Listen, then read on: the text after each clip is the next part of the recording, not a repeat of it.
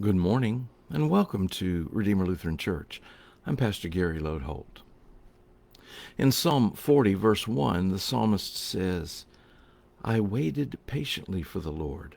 He inclined to me and heard my cry.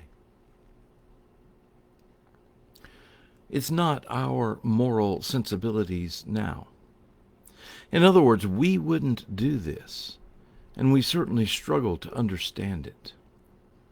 As the people of Israel entered the Promised Land after their 40 years of being in the wilderness, God instructed them to take the land and to drive out and kill all the inhabitants already there. So we shudder as we read story after story of walled cities falling to the Israelites, and in the aftermath of the battle, the killing of all the men, women, and even children who remained. It doesn't fit our modern standards of morality. We wonder why God would mandate such a thing. In those days, however, with the nation so fresh and new, the thing of paramount importance was to keep the nation pure in its worship and focus on God. God knew that if there were other people around, then other ideas would creep into the faith of Israel, or even worse, some would abandon God and go after those Canaanite gods. In that day and in that time, the way to keep Israel pure was simply to wipe out any other option. Later on, we see a similar kind of thing in how the Israelites were forbidden to intermarry with the local Canaanites. Again, what would happen is that their faith would get watered down and blended with the faith of their spouse until it's unrecognizable as what faith is supposed to be. It's called syncretism, the blending of faiths that results in the lessening of both. This week and next week we are looking at stories of people who waited for God. Today we are finishing a week of looking at people who didn't wait for God well and instead took matters into their own hands. And next week we will look at those who were faithful in their waiting. Today our story involves what happened as part of that takeover of the Promised Land, when Joshua rushed ahead and acted without waiting for God to answer. It happened fairly early in their takeover. You may remember that the first place they conquered was Jericho, where the walls came tumbling down, and then they conquered a small city called Ai.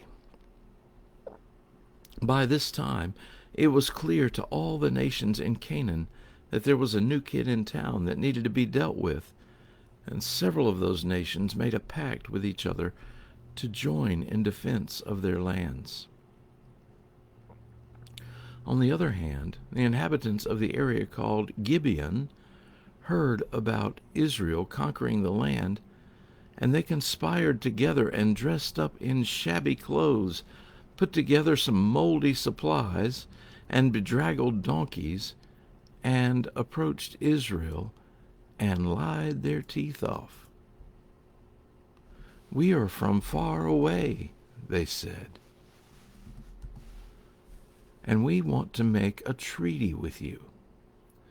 Joshua said, "How do I know that you don't live nearby and among us?" They dodged the question and eventually elicited a treaty and a promise from Joshua not to kill them. Joshua even swore by God not to harm them. The next thing you know, their deception is revealed. Joshua had not waited on God, nor had he consulted God as he rushed into this treaty arrangement. And the result of his rushing was that he and the nation could not follow the command of God to destroy all those around them. Joshua wasn't happy. And it didn't turn out too well for the people of Gibeon either. They were cursed to be water bearers and woodcutters serving Israel. So often, when we don't wait for God and God's guidance, then things don't turn out God's way. and it ends up not good for anyone. Our call is to trust God, even while, especially while, we wait. Psalm 42, verse 1 speaks of wanting to please God, and that the longing of our heart is to be with God even while we wait. As a deer longs for flowing streams, so my heart longs for you, O God. My soul thirsts for God, for the living God. Thanks for watching, and remember to let this day belong to God.